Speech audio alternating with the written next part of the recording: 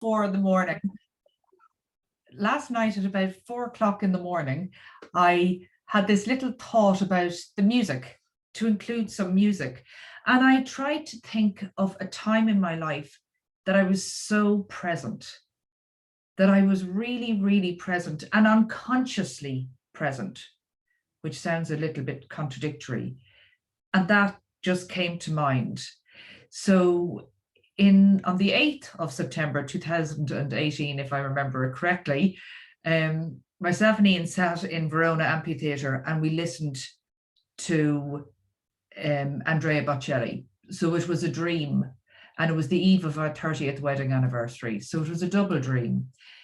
But I remember being so moved by the song, the presence, that I was obviously truly listening, really, really present, but I hadn't a clue what the song meant, hadn't a notion what they were talking about.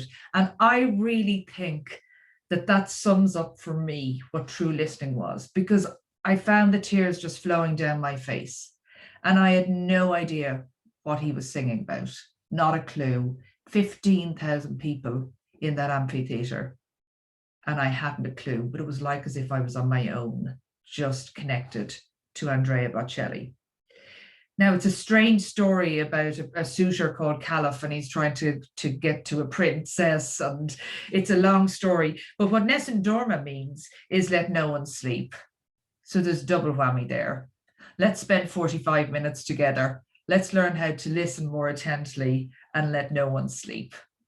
So I'm just going to kick off, and we'll have a couple of breakout rooms. Today's topic is refresh your listening skills.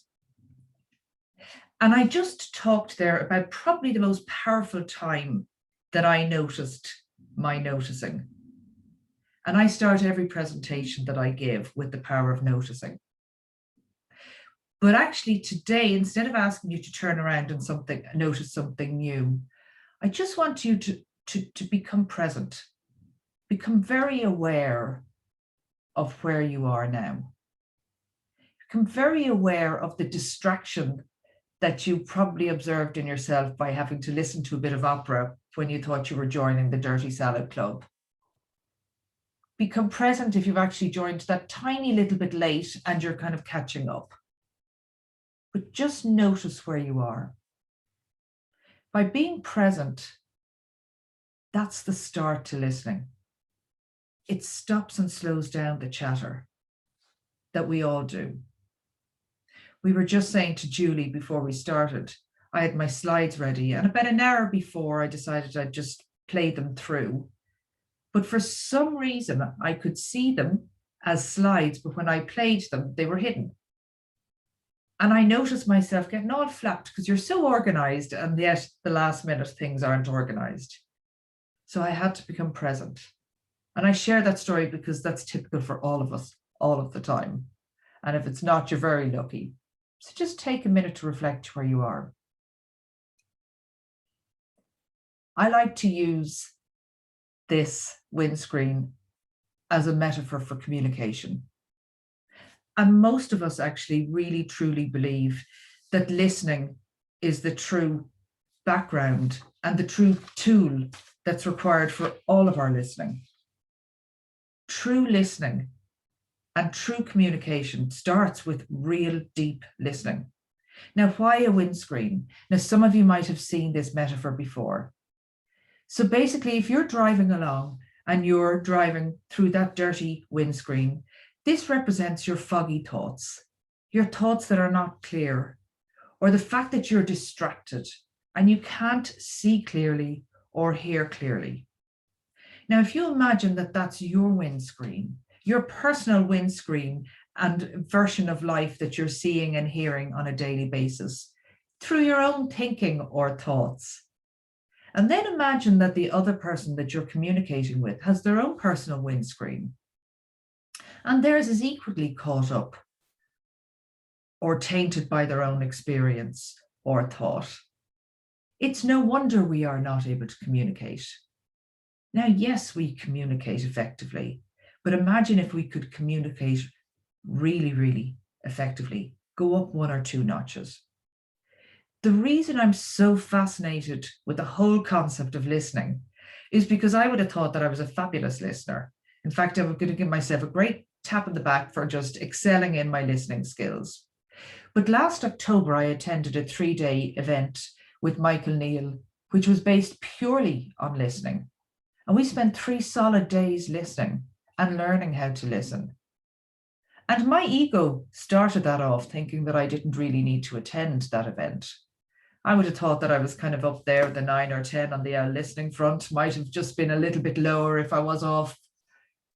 But actually, at the end now, when I reflect, I was probably a 2 or 3, operating on a 2 or 3 out of 10 as a listener. I'd like to think I'm a 6 or 7 now, sometimes 8. And why is this so important? This is the other metaphor. I call this separate realities. Back in the olden days, we used to be able to go to concerts. So do you remember back then, or even football matches? And there could have been 10,000 people at that concert. Indeed, there were 15,000 people at that Andrea Bocelli event. Not one of us experienced the event the same way. Myself and Ian were sitting beside each other, and yet neither of us experienced it the same way. We both said we had a great experience, but we took different things. And this was equally important to life, to meetings, to one-to-ones, engagements with your clients. We have our own experience and version of life that we tend to actually nearly put on the table in front of us, unbeknownst to us. It's our personal windscreen. And that's how we sometimes coach or counsel or relate to our clients, or even deliver sales meetings. Now, why am I so passionate about this? Because we spend so much time, particularly since COVID, working with couples, executives, and so many teenagers and young people. And it breaks my heart because nearly 100% of the teenagers that we have coached say they're not being listened to. They're not being listened to by teachers. They're not being listened to by their friends, and they're not being listened to by their parents. Now, equally, when we coach parents, they say, our kids just won't listen to us. My husband won't listen. My partner won't listen. We're in a pandemic of non-listeners, and we need to actually change and just become more present to our listening. I have observed 16-year-old girls completely breaking down, shattered, because they are not being listened to. So these are some of the things that we hear. People who are not listened to feel, and feel free to pop anything to the chat box that comes to mind as well, because I'm always adding to this list. But the things that come up regularly are disrespected, lonely, that they're wasting their time. They feel dismissed, particularly teenagers, unloved, husbands, wives, partners, loved ones, hurt, frustrated. I get that one with my sisters. Shut down, ignored, and vulnerable. Imagine if our responsibility is to listen to these people and this is what they're feeling. Here's our opportunity to change that and just become aware of how we listen. You don't want your clients, your loved ones, your children to feel disrespected, lonely, that they're wasting their time, dismissed, unloved, hurt, frustrated, shut down, ignored, and vulnerable. Just want to make sure that nobody put anything else into the not being as they should, defensive, misunderstood. We save that chat because they're really useful words. Now, when I talk about young people, I always reflect on our youngest. He's 24 now, and he's not too damaged, but he's 24 now. My life was so busy that when I'd have to read a story to him at nighttime, I was not present. In fact, I was so proud of him at the age of 3 that he started reading the book. And I remember thinking, oh, our child is so fantastic. Oh, aren't we such amazing parents that our child can read at the age of 3? No. I was reading, I was not present. He heard the words. I didn't even know the story. But he learned how to read because that was his coping mechanism so that he would be heard. And he started reading to me because he knew I was not present. Not one of my proudest moments, but he still speaks to us at the age of 24. But just notice that that is how we may be listening in our lives. Not all of us, but many of us. So let's look at the other side of this.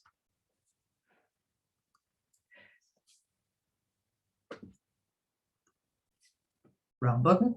People who are listened to, on the contrary, then feel cared for, acknowledged, connected, present, loved, seen, safe. Anything else in the chat box? So you want your clients to feel cared for, acknowledged, connected, present, loved, seen, and safe. You want your confident. You want your appreciated, lovely. I love that one, thank you. You want your clients, you want your children, you want your loved ones to have those feelings. So let's see how we can do that. Respected, thank you, Eibhlin, that's a great one. Let's see how we can do this. We're going to do a breakout room. And we're just going to listen to each other. So we're going to give 4 minutes each. And the whole idea is you've got an A and a B. So we're going to break out. Ian's going to break you out into pairs. And we'll keep an eye. Don't worry. You just accept. If you can't actually join the room, don't worry about it. We'll juggle things around in the background. The we being I, we being Ian. And we're going to have 4 minutes each. It seems like an awful long time, but there's a reason for that. So you're going to talk. Person A is going to talk about something they want to talk about. It can be anything. And person B is just going to listen. They're not going to speak. They're just going to listen. And then we're going to swap over. So we'll give you a little hint into the chat box. We'll swap over and swap roles. So the person who was speaking in the first place becomes the listener and vice versa. So each partner is going to get a chance to speak and be listened to. So you'll be gone into the breakout room for approximately 8 minutes, and we'll give you 60-second notice period to come back. So if you go and be listened to and enjoy it. If you've any questions, just pop them into the chat box and one of us will come in to check you out. So Ian, over to you. Breakout rooms into twos. I'm going to open the rooms now. If anybody can't go into a room, just don't join it. And if there's anybody who wants to go into a room that gets left behind, we'll handle that when the rooms are open. Okay.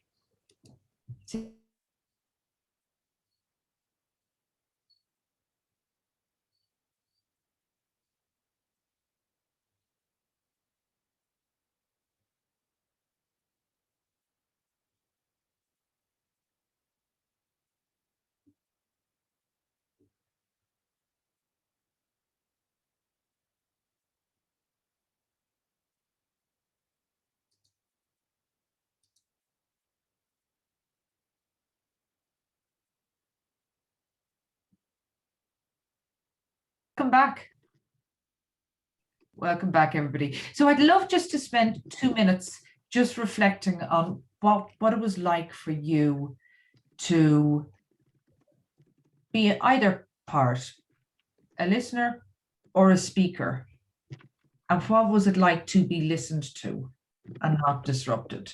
So just a couple of little points would be really just useful to get an idea, because we're going to talk then about listening, and then we're going to do another breakout. So it'd be lovely just to get some reflections first. Who wants to be brave? Yeah. Okay. I'd like to say, I found that I really had to work at listening, and I really felt tempted to engage in the conversation with John because it was interesting. What he was talking about was really interesting, and it resonated with me. And I kept having to fight the urge to say, "Oh, I totally get that. I think I do that too," you know, because he was talking about where listening meets dialogue and conversation. And sometimes we come in on what the other person is saying because we're interested in the conversation, as opposed to just simply listening to people, you know. So yeah, I found I had to really concentrate. So true, isn't it? It's so true, and thanks, Denise, for kicking that off. And we'll talk about that, but that's exactly what happens. We're so used to interrupting that, and it's not out of not caring for the other person. It's that we're interested just as equally as you said. John's conversation was interesting. Anybody else want to add? We have a couple of things. I just add something on the story. We kind of, Karen and myself, a similar kind of a story. We were talking more about experience and outcomes from that, and the relationship that we would have with our children.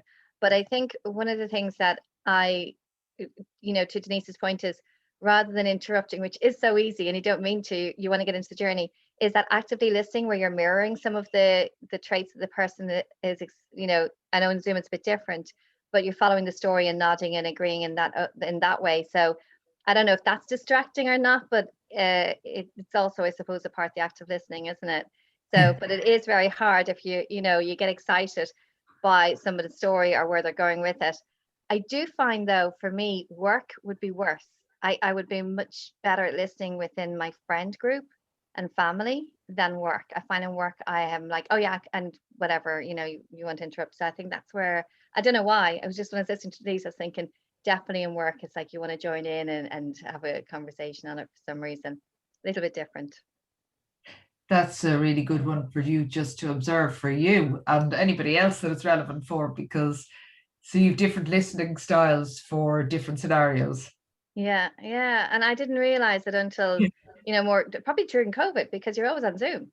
Yeah. So, you know, and maybe it's because with Zoom, I don't know, but I definitely noticed that more. Yeah. So actually, it is those little small nuances that it's worth just taking time. I mean, as I said earlier, we spent 4 days on a workshop just purely learning how to listen. So you can see how much you can learn just even in that 3 minutes on either side. Just even And Eibhlin, I took a note that, could you share that workshop with us? I'd be interested in that, definitely. Yeah. It's part of a mastery. I will share that. It's Michael Neal mastery program. Okay, thank you. It was part of that. There's one starting in September as well, so it was part of that. But it was really, and then in January he started doing the same thing again. I was going, have I signed up to the wrong thing? Is there?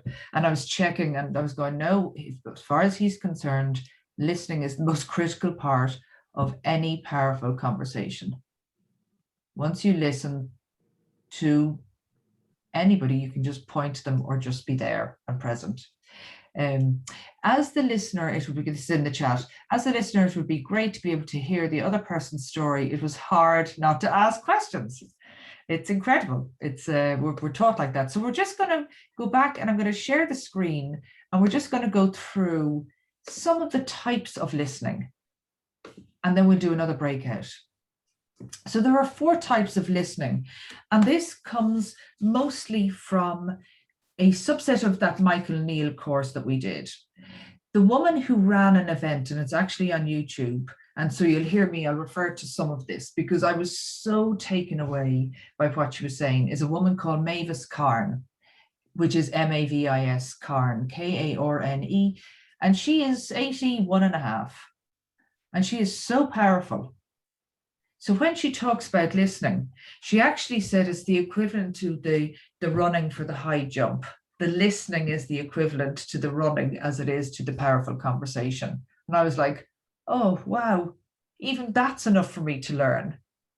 And then she talks about being in service to your clients and listening being the most powerful service that you can actually give to your clients, your loved ones, your kids. It's so powerful. And yet you can see how distracted we are. So she goes through 4 different types of listening. And there's the distracted listening. Now, to me, the distracted listening is the one that I described when I'm reading the story to my son. But it's actually the type of listening that I'm doing half the time, that myself and Ian might be actually cooking dinner, or we might be sitting at the table and I might have my phone in front of me pretending to be listening to him, but clearly doing something else. Distracted listening is the one that we do quite regularly, because we may not just be present. We've so many things going on. Now, we're all pretty aware of that. I wouldn't have to point out to you that you're having distracted listening or that you're distracted. You kind of know it. There's like this white noise going on in your head all the time. It's like a bzzz in the background. So you just know it. And you know it, and we know intuitively when we're actually in a coaching session or dealing with a client or in a meeting, when we're not really present. But just become aware of it. And maybe that's just the first step in this practicing. Just become aware of how distracted you are when you are or aren't listening. The second listening is the evaluation listening, which is the one that I absolutely love, because it's the one that I think that we all have PhDs in. Evaluation listening is the one you're kind of getting caught into the story. Denise, you described it there with John's story. So you're caught in his story. And you're resonating with bits, and you're actually going through your own personal windscreen filter, and you're going, oh, I can identify with that bit, or I don't agree with that, and I do agree, or you're filtering it against your own experience. Potentially, we could be judging somebody. Evaluating listening when we're talking to a child or a teenager often is, well, in my day, there are so many distractions to the listening, but we all experienced it there. I think I know what they're going to say next, and we jump in. Oh, my story is just a little bit more interesting, and we jump in. Now, we don't mean to, it's not an egotistical thing, but once you become aware of your listening, you'll actually find yourself having really funny interactions with people, because you'll observe how they're not listening to you, that they're jumping in ready for their part of the story. A lot of psychotherapists and counselors actually are trained to do evaluation listening, because you have to evaluate the client that's presented to you, put them into a little box. And Mavis actually mentions this in her recording, and she goes, I can't believe I used to do that, but I did it. I was putting people into boxes on the basis of what I was hearing, and I was evaluating the whole time, as opposed to actually getting the person out of the way and really connecting with that person's heart or their presence, or even a soul connection. That some of you may actually like to think that there's a soul connection with people. I believe there is personally, but sometimes we don't. We connect really deeply. The third one then is paying attention. That's what we were taught to do in school. Sit up, pay attention, remember, recall. But actually, if we're paying attention, we're kind of memorizing, or we're taking notes. And paying attention is you remember certain parts, but actually you may not remember everything. And paying attention is just being present to that moment. And this can be really important if there's something really critical being said to you. Paying attention is the time that actually you're in the car park and you park the car. Back in the olden days, again, when we used to travel. And you'd say, do you remember where the car is parked? And yes, of course you did in that moment, because you've just walked away from the car. But paying attention is really noticing where the car is, what zone it's in, noticing where you're at. Will you be able to find that again? That's paying attention to your listening, which actually, Karen, is probably like the paying attention that you do in a work scenario. Because sometimes we feel we don't have to deeply listen in a work scenario. Paying attention is if somebody's giving you instructions. So there are different forms of listening. But the most important form of listening, the one where we get the ultimate breakthroughs with our clients, in our relationships, and with our children, is the high impact, low effort listening. It's really deep, deep, deep connected listening. Now, what do I mean by that? It's like listening to that music. So I go full circle and I go back to that Nessun Dorma. I was so connected to the music because music is universal. There could have been 100 different nationalities in that amphitheater, and we all were connecting to that music. That is how we can connect to our clients. If we just listen. Listen beyond the words. Listen beyond our experience. Not listening to the music like we are actually analyzing what key it's in or analyzing who's saying what. We're just present and listening. Now, I call this heart-connected listening. That's how I imagine it now. And I put more and more pauses in my coaching now. They were awkward in the beginning. Believe me, I felt awkward. But it's in those pauses that I noticed more of a connection. I noticed both myself and my client becoming more connected. And it's quite impactful as a coach to give the client, or as a therapist, to give the client time to actually even listen to themselves quietening down. So what we're going to do now is we're going to do another breakout session. And this time we're going to do 3 minutes each side. And this time Julie's going to be in charge. I'm going to stop sharing my screen.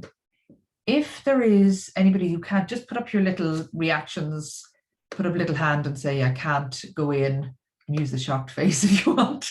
You can't go into the meeting room. We'll try and pair you quickly. We're going to do 3 minutes each side. We're going to do the exact same exercise. But this time, do that quiet, impactful listening. And let's see how it's different. So David Lyons has raised his hand. Okay, see you on the other side in 6 minutes. We're back recording. Listen, I'm aware that we're a couple of minutes over. We will just have a quick feedback. And then I do have a very short video that's really profound, but you don't actually have to stay and watch it if you're tight for time. So I'd love to hear back. Was there a difference in your experience when you were attentively listening? Or as we were talking about there, that heart-connected listening. Does anybody want a couple of little wrap-up points, and you can put it into the chat either, just so that we feel the experience between the two? Who wants to jump in? I think, that for us anyway, me and Philomena, we almost have to undo some of our training. That it feels a bit rude to not jump in and go, oh yeah, that almost that we're not engaged in the story, but actually the importance of then just giving someone the space to know that that's it's fine for them to take time and to think about what they want to say. It was felt weird. Yeah. And actually, Susan, sometimes we just need to say it in our coaching session. I may pause, or there may be pauses, and we're not used to that. But actually, that's part of my listening process. Good idea. And it kind of just takes that edge off it, because we're awkward. We're awkward. Because it's part of our training, is to have these profound questions. And in fact, when we're in coaching situations, we're actually in our heads, we're going, I need the next best question. I need to nail it with the next question. Yeah, and I think you really have to get used to that. Like, one of the things I noticed in the beginning was like, oh my God, how am I going to talk for 4 minutes? And I think that's because you're not used to thinking anybody's actually interested enough in listening to what you have to say. Yeah, isn't it? And even the 30 of us that are here now listening to what you have to say there, think of how profound that is, because actually that has been really important, the 2 points that you made for all of us. So thank you. Anybody else? We'll have one final takeaway observation, and then we might just listen to the last video, and feel free to drop off.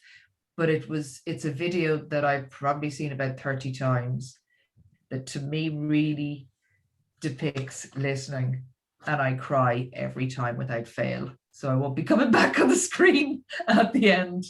Anybody got some final closing? Eibhlin, just quickly, I suppose I noticed I was watching the person I was talking to, so I wasn't just listening to the words, I was actually listening to what the words meant for them. Yeah. Which gave me greater kind of insight into the content that was being shared. Yeah, John, that's lovely. And it's really powerful, isn't it? Yeah. Tiniest little things can mean so much.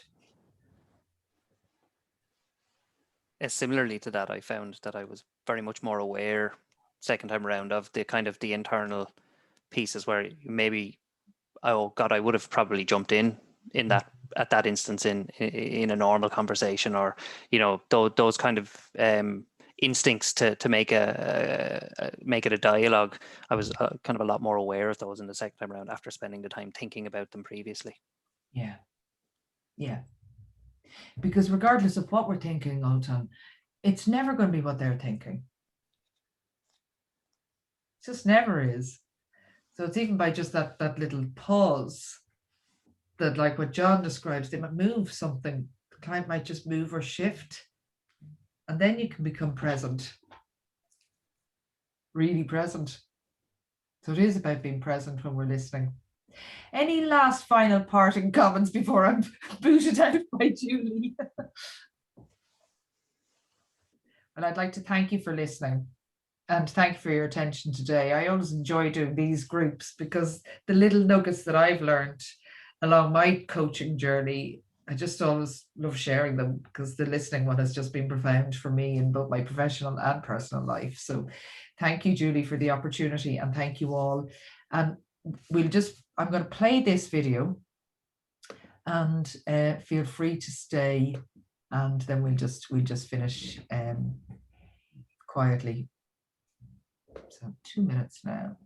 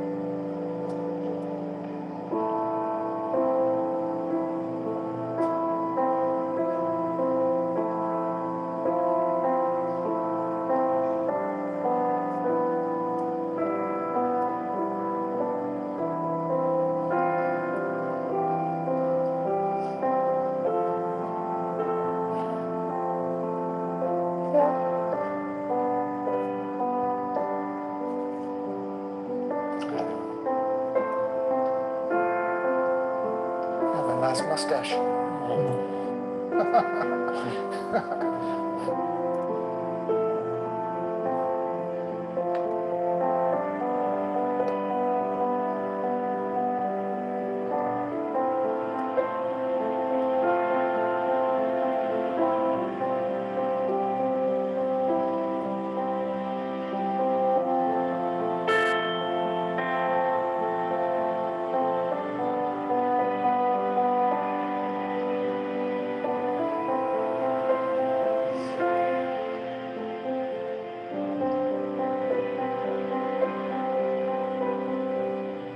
One, two, three, four, five, six, five. Okay, 6, 5.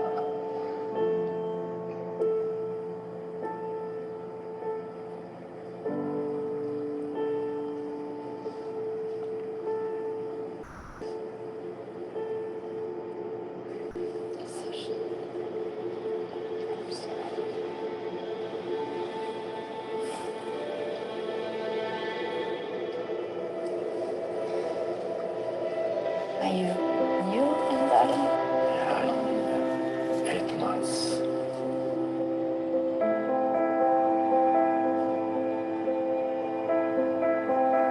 And are you alone here or with your family? Well, it's life. Sometimes nice. Sometimes not good.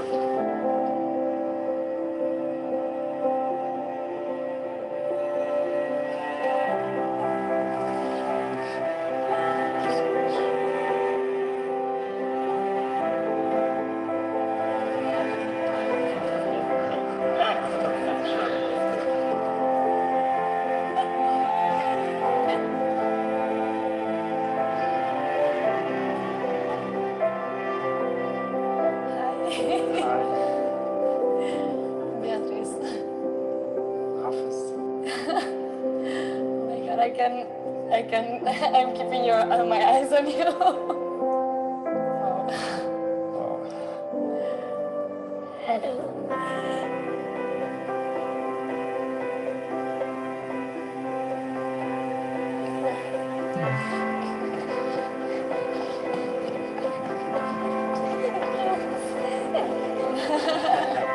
I expect you to ask my number.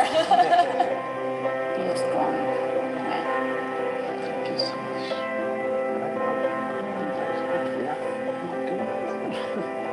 We will go to the zoo. Maybe next few days. Oh, that's Takes you if you would like to. I would love it. Of course. You can do it. When I was looking into her eyes, I was trying to see what I could tell from the life that she lived, and I think I could tell that there was a lot of experience lived there. It doesn't matter, look in the eyes or something, just give yourself a chance to talk and to look at the other person.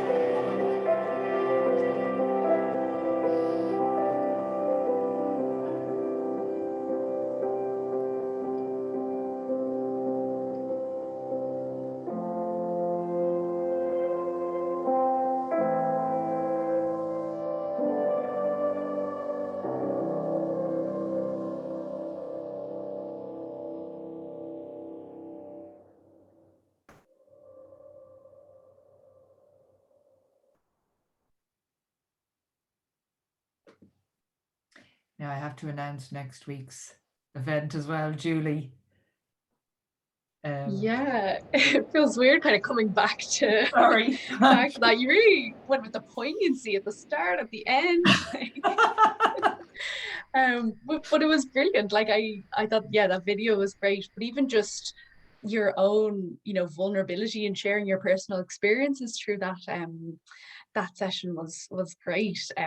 So thank you for that. And I think that is kind of what, Dirty Salad Club is all about. It's having that space to be vulnerable and share experiences. So hope people benefited from it and found it interesting. I definitely did. But yeah, as you say, we'll just mention what's coming up next month. So on the 14th of July, my colleague Tanya will be hosting all about psychometrics and coaching. I think some of you may have seen she did a similar session with the Psychological Society of Ireland just last Saturday. So at Kinshines, we like psychometrics. We use it as part of our coaching. We provide training and certifications with them, but they're not perfect. There's a lot to be aware of. So I know some of you use them already. Some of you might be curious about them, what value they can provide. So if you are interested, whether you use them or would like to use them, tune in on the 14th at 11 a.m. again in Irish time. I know people probably have to drop off. We can hang around for another few minutes in case anyone has any questions. But for anyone who's leaving, thanks so much for joining us. Thank you.